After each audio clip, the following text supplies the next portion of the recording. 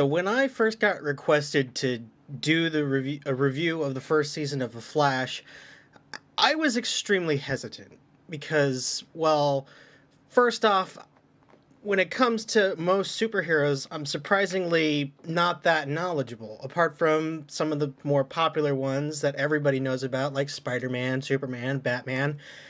I am not the kind of person who knows, all the small tier superheroes, whether it be the Guardians of the Galaxy, even though they are a much more popular group now that the new film has been out. Um, but when it came to characters like the Flash, my knowledge was very minimal. I just knew the guy ran really, really fast. However, that wasn't the only issue I had when it came to approaching this work. One of the more major ones that was standing in my way of even watching this show when it first came out was the simple fact that it was being aired on the CW, a station that I avoid with a fiery passion, mostly because I know what their target audience is. A typical young adult audience that is more focused on, making sure that all the actors are young and pretty despite what kind of position they may be holding in the story. With a lot of love triangles, but just the typical teen bullshit that I just don't enjoy.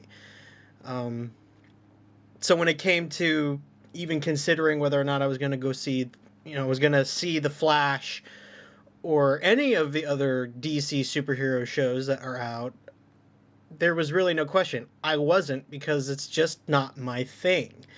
I don't know the character enough to really care about, sticking through to the end, because even if I did, I'd have to suffer through a bunch of really stupid shit.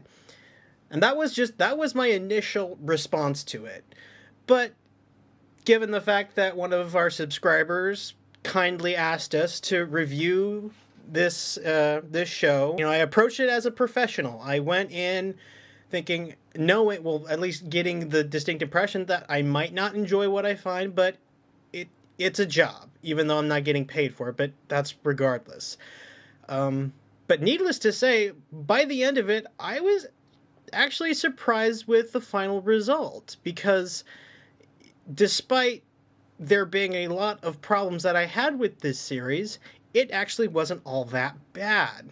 But even still, it was hard to begin to get into this show for a multitude of reasons. Like I said, my predisposed, my first impression of the CW, my general lack of knowledge of the character. But even still, once I started watching it and I started to the show slowly started to grow on me.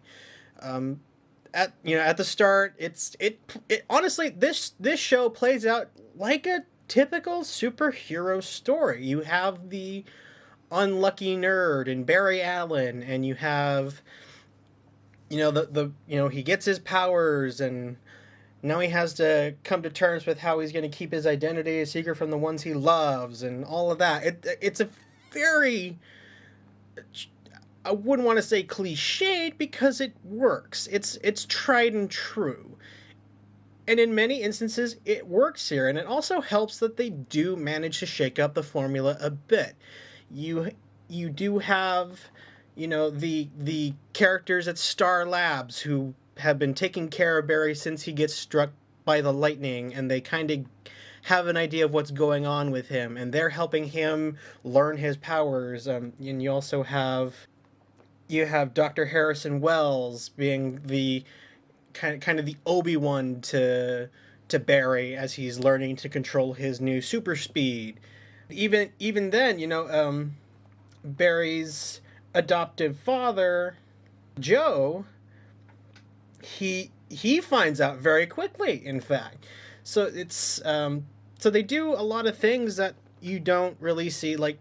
I kind of, when I was watching this, I couldn't help but compare it to the first couple Spider-Man films that Sam Raimi did.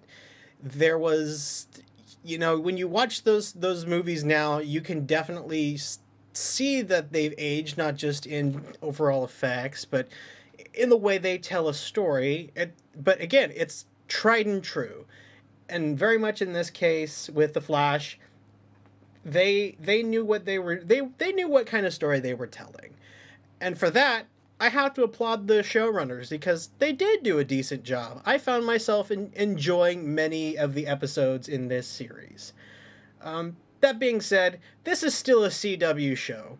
All the characters look like underwear models, aside from some of the more older characters. Hell, even Tom Cavanaugh. Tom Cavanaugh's a handsome man. Plays Dr. Harrison Wells.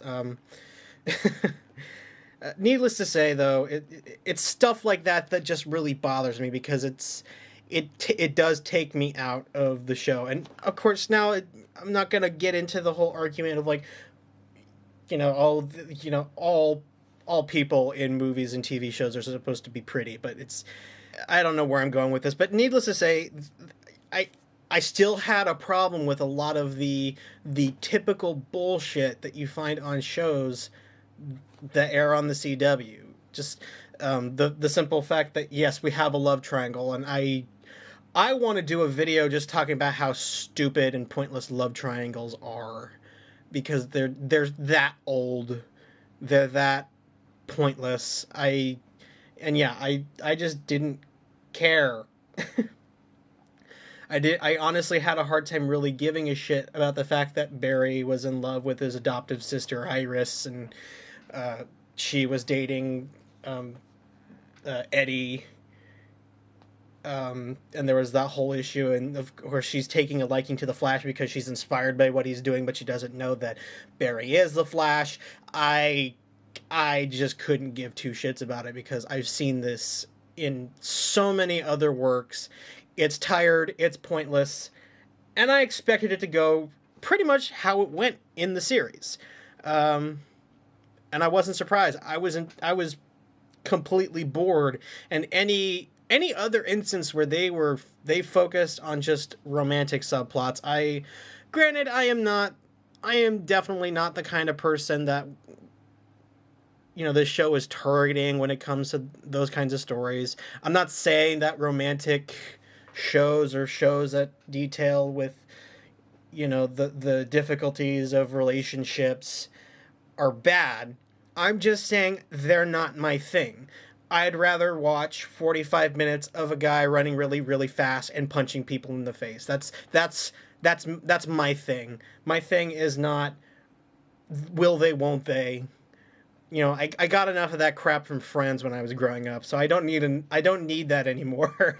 But even still, I guess those are just my initial thoughts. I just wanted to kind of express my feelings when I was first requested to do this, and just how kind of give you a perspective of how I'm gonna judge this series and what it is I'm trying to convey here, because I'm not saying that The Flash is a bad show.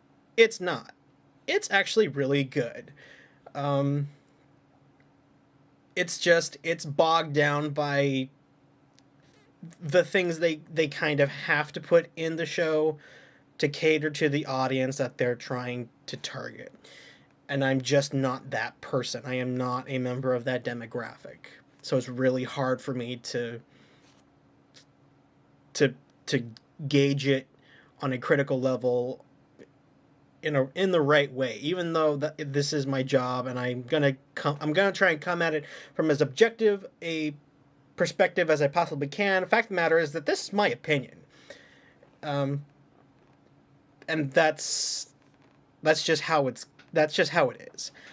So just to start off, just kind of going down the list here, just overall story, I thought it was fine. It's not. Well, I guess it's difficult because in most cases when I am reviewing some sort of a superhero work, it's a film.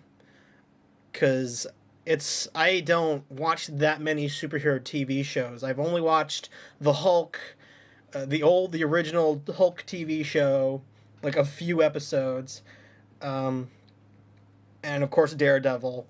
But Daredevil's a much more different animal compared to um, these DC shows that are coming out. I never watched the Superman show Smallville. I never watched that. It wasn't that interesting to me. I'm pretty sure somebody's going to ask me to review Smallville now, but regardless, the story was fairly. It was all the episodes that I watched. They had their good parts, their bad parts. Most of the bad parts revolving around the personal lives of the characters that didn't have an immediate like connection to the conflict that was going on, even though it does kind of connect to the overarching conflict that's going on within the series. I Yeah, it in most cases these episodes are kind of monster of the week or supervillain of the week, where you get to see some of Barry Allen's more notorious villains. I suppose, like I said, I'm coming at this as somebody who doesn't know the Flash. I've done a little bit of research just to kind of get myself some backstory to kind of understand what's going on, but I'm not going to come at this as a diehard fan. I don't think that's going to give you a proper reaction from me. I'm going to react, and I'm going to tell you how I react to things from my perspective. And if that means I don't know any of these characters, I don't know if any of these villains are in the comics or if they've altered them, I'm just going to come at you from how I saw it when I watched it. And in most cases, yeah, it was fine. Again, like I said, in most cases, the stories were revolving around the villains of the week or recurring villains, and they did have a couple, which I didn't really mind. You have a lot of the best stuff I feel, of course, revolved around the relationship between Dr. Wells and Barry Allen, especially when you realize that Wells is actually the Reverse Flash, which that was just like probably the most fascinating story arc of the entire first season, was the fact that this villain, I mean the rival, the nemesis of the Flash, has to inadvertently create the Flash. It's a fantastic idea, and the way they approached it was very interesting, and it was one of the main things that kept me coming back to watch this show over and over, was this relationship, because in many respects, you could kind of tell that, I'm just gonna call him Wells because I do not I have no care for his true name. I think it's the dumbest sounding name ever. I'm just gonna call him, Evil Wells, or the Reverse Flash. I'll call him the Reverse Flash, considering the fact that the second season just recently wrapped up. I don't think anyone's gonna be spoiled, and if you are spoiled, then it's like I said, yeah, this is a review of a year-old season, so you're gonna have to just forgive me for that. And yeah, so the Reverse Flash being, having to basically raise the Flash, not really like raise as like a child, but like become his mentor, teach him how to control his speed, and in very obviously, you can kind of tell that despite everything, the Reverse Flash has kind of grown to care about Barry. I really enjoyed that. It's an interesting way of kind of analyzing villains. In most cases, when you have a villain, they're not, their entire goal is to wipe out the hero. But that's kind of not the case here, because the Reverse Flash was trying to pull a Terminator on the Flash by killing his younger self, but when he realized he failed and caused a change to the timeline that resulted in him not having like full control over his super speed, so he couldn't go back to his future, and his future wasn't even there anymore, and he realized that he had to create the Flash. That was very fascinating stuff, and I really enjoyed it. And again, I have to give props to the actors, uh, Grant Gustin as Barry Allen and Tom Cavanaugh as the Reverse Flash. Um, they were really really good in these roles, and they had this chemistry that worked. And when it was revealed that Wells was the Reverse Flash and that he killed Barry's mother, there was this electricity between them. This because the Flash is he realizes he can't trust him, but at the same time he still finds himself looking up to the Reverse Flash to give him advice because he is the one who knows everything about the Speed Force. And it's a very fascinating way of exploring that relationship. I just enjoyed it a lot. When it came to most of the villains in these episodes, I just kind of shrugged my head. I've seen these kinds of characters in other shows, like all these villains that control the weather, um, can turn their skin into metal. And while it's like I was just kind of like, okay, yeah, big evil villain. I really didn't care beyond how the Flash was gonna find a way to solve the issue, and the way they go about trying to solve these problems. It's fine. I enjoyed it. Um, Having to do creative things with his speed and learn to control it and kind of grow as a hero. It's all great. I enjoyed that. It was fun and interesting. I even didn't really mind the episodes that kind of connected back to the not the Flash, the Arrow, that connected back to the Arrow. Even though I haven't seen the show, and for all I care, I'm not gonna go see the show because, like I said, it's just not my thing. Um, but even then, there were it was fine. All of that was fine. I didn't mind it.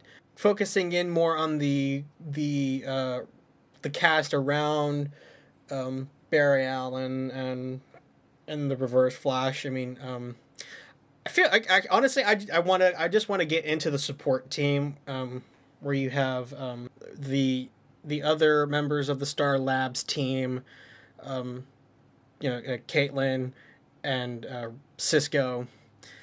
Mostly because I want to bitch about Cisco. Cisco was an insufferable piece of shit in this show.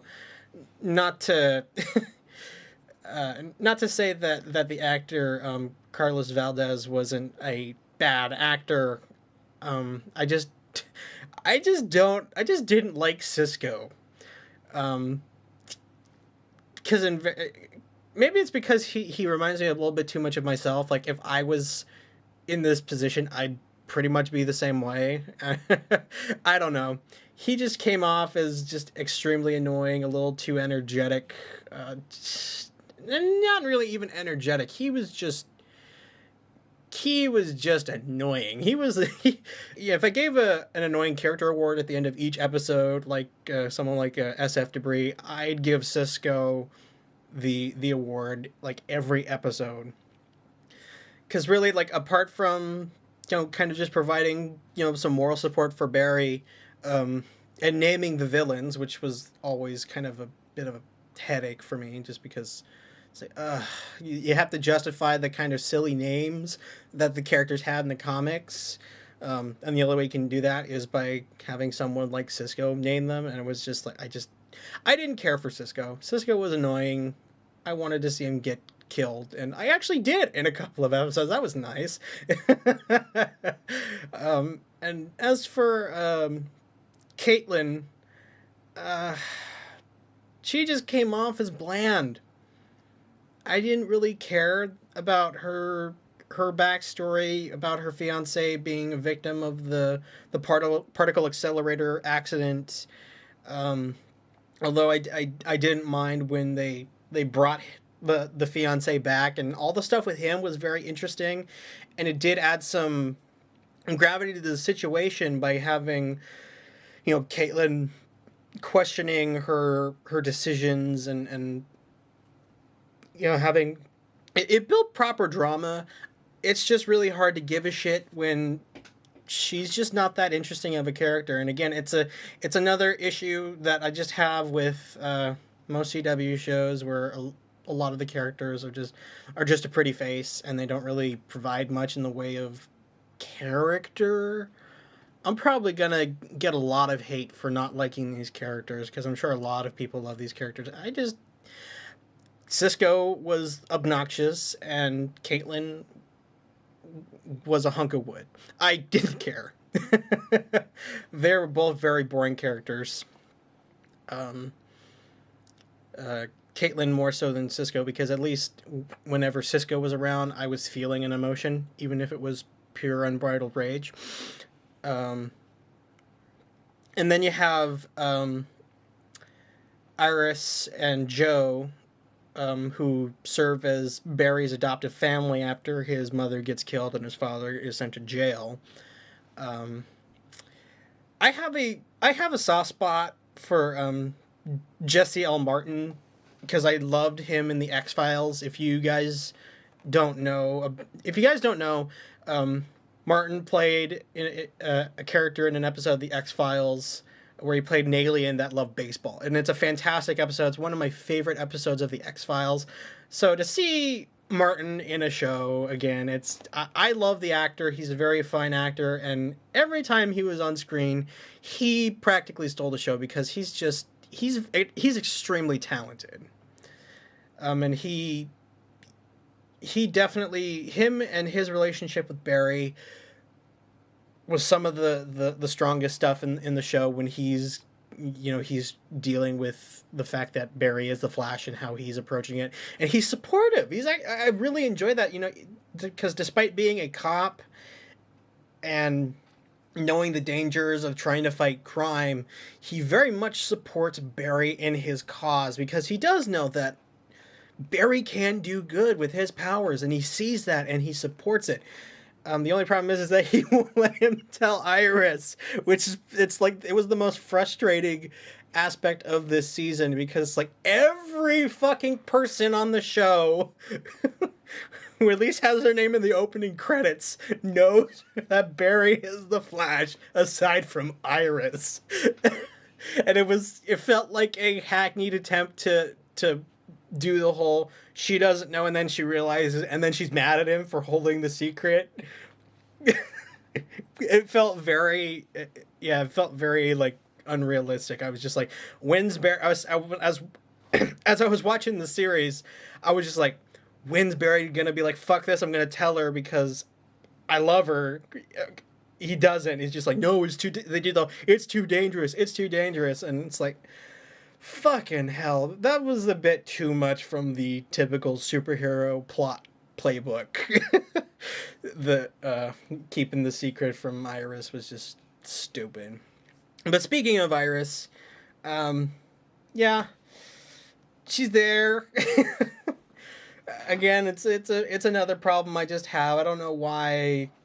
I think it's mostly because when it comes to Iris, her role in the show is as that unrequited love interest, and being part of the love triangle. And like I said, I kind of shut off whenever I see love triangles in shows because I hate love triangles. But yeah, she was fine. The actress Candice Patton, she was perfectly fine as Iris. I enjoyed her talk with Barry whenever it wasn't about relationship shit. I kind of liked how she does take interest in the Flash, so she's still very much a part of what's going on in the world. She's just kind of the outsider because everyone else is keeping her out. The villains. Let's talk about the villains because there is a lot of villains in this show. There's practically one every week. And like I said, for the most part, the villains are just your typical bad guy of the week with some crazy superpower. Go stop him.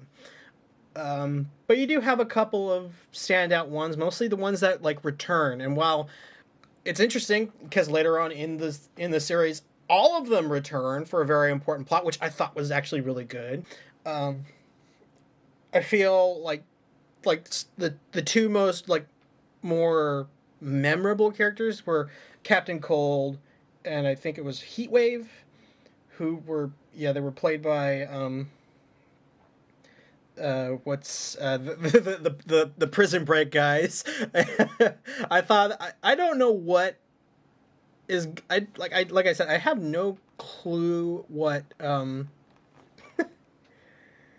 why these actors are always paired together. I don't know if it's like a contract thing. I didn't watch Prison Break. I just knew it via osmosis. I recognized the actors because that was a popular show. Um, and I think it was Wentworth Miller who played Captain Cold. He had fun. I could tell he had fun playing such a stereotypical villain. He's just smarmy, and he just enjoys just being evil, and you can tell in every scene he's in, he's having fun with the role, and I appreciate that because it makes me kind of enjoy it as well. And Heatwave, Dominic Purcell, he's just the muscle. He's just the big dumb muscle with a flamethrower. But in either case, those are like the two like more memorable characters. The most memorable villain, of course, was Mark Hamill as the Trickster. The moment I saw Mark Hamill, it's not even like you don't even see him. You hear him because he's doing his Joker voice. Oh my god, that was like the moment I was like, oh yes, this actually is gonna get really good. And I have to admit, that episode is hands down the best episode of the first season, all because of Mark Hamill and all the hilarious things they put in, because this was just an episode where they knew what they had and they used it to their fullest. And they had Mark Hamill as a Joker XP. And it was fun because like you have him in the Hannibal Lecter style prison, and Joe and Barry go to talk to him, and he's just like doing Hannibal Lecter a la the Joker. I thought that was fucking hilarious. It was amazing and fun, and every single time he was on screen chewing the hell out of the scenery, I couldn't help but just enjoy myself. And when he finds the quote unquote copycat trickster that they're trying to track down, and he does the "I am your father" line. Oh my god. Yeah, that was around the time like when the show was starting to get really stale for me. It was like, okay, Monster of the Week, boring. But once you had Mark Hamill, I was just like, yep, I'm sold. If the Trickster comes back, season 2, I'll definitely give it a look. Unless, and if he doesn't, the only way I'm gonna watch second season is somebody asks me to. But yeah, Mark Hamill, Trickster. It was fantastic stuff. He knocked it out of the park. You can never go wrong with Mark Hamill, especially when he's playing a character that's like the Joker. Yeah, that episode was just instant win for me. I enjoyed the hell out of it. So yeah, those are some of my thoughts of the characters, some of the villains. Like I said, a lot of the villains, meh. Heatwave and Captain Cold, yeah, okay. If only because they were interesting only because they kept on coming back. And yeah, of course, Mark Hamill just fucking excellent. Yeah, I think for the most part that pretty much sums up like my thoughts on like the story. Like I said, it's okay, very predictable, which it's not that bad because they still do some fun things with the characters, especially with the Flash, and the cast is fine. Some of them are just playing characters that I just don't care for. Favorite episode, like I said, was the Trickster episode. All the way through, just because Mark Hamill. That was my favorite episode. Although I do have to admit, my favorite scene in this show, I have to say, yeah, and this is going to be a little bit more of a spoilery thing. My favorite part of this season had to deal with the episode where the Flash he's considering going back in time and saving his mother. But the entire episode is just them mulling over the decision. They don't, because he doesn't really know what he wants to do, but they're all very much aware that if he does this, things are going to change in very drastic ways. And you had a lot of really great scenes where, Barry's just talking with somebody and they're telling him what they think of it. Of course, the best one being when Barry's talking to Joe, and Joe just straight up says, "Do it. If you can save your mother, do it. I don't care if it means that I don't get to raise you as my own son. I don't care, because it's for you. This is for you, and I will support you 100% of the way." And that pulled what little heartstrings I have left in my soul. But yeah, that was great. But the best part was, like, when you thought that he wasn't gonna go. I thought he wasn't gonna go back in time, because he pretty much, like, says, like, he tells the Reverse Flash, "No, I'm not doing this, because my family's here." I think that was later on. I think I might be getting things backwards. But still, I thought, like, he wasn't, but then, like, he decides to go. But when he does go back in time and he's in the house, my favorite bit is when the future version of himself sees him through the doorway, and he just says no. He raises his hand. He's just like, "Don't." I thought that was probably one of the most powerful things. And then when he goes to his mother and she's dying and he gets to say goodbye, that was my favorite scene of the show, because it was a culmination, because a lot of what was going on, a lot of the bigger things that was going on in this season was about that event, because of the importance of it, not just from a perspective of timeline changing proportions, but from a personal level. This is what very much defines Barry, and he has this opportunity to change it. And not only does a future version of himself keep him from doing anything, but he actually kind of gets some closure that he didn't really have. And it was just a beautiful scene. It was really good, and it's a testament to what the show can do. Because, like I keep saying, like, I keep harping on the fact that this is a CW show, and yeah, that's a hang up I have, and I just can't help it, because when you're dealing with a show like this, there are just a lot of things that just, like, bug me about it, and I'm just like, ugh. But when it's good, it is damn good. And it's scenes like that really show that's why this show is popular, because a lot of people, Tim especially, we've talked about a lot of the DC shows. We've talked about Arrow, we talked about the Flash, and before I saw this, like, I didn't have any interest, I didn't care, it just looked like a dumb CW show, and he has the same opinion. But after watching this series, I have to say, despite my own hangups about it being a CW show, it's a solid show regardless.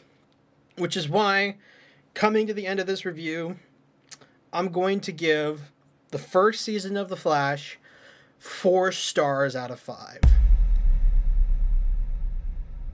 And yeah, those are my thoughts on The Flash and the show in general.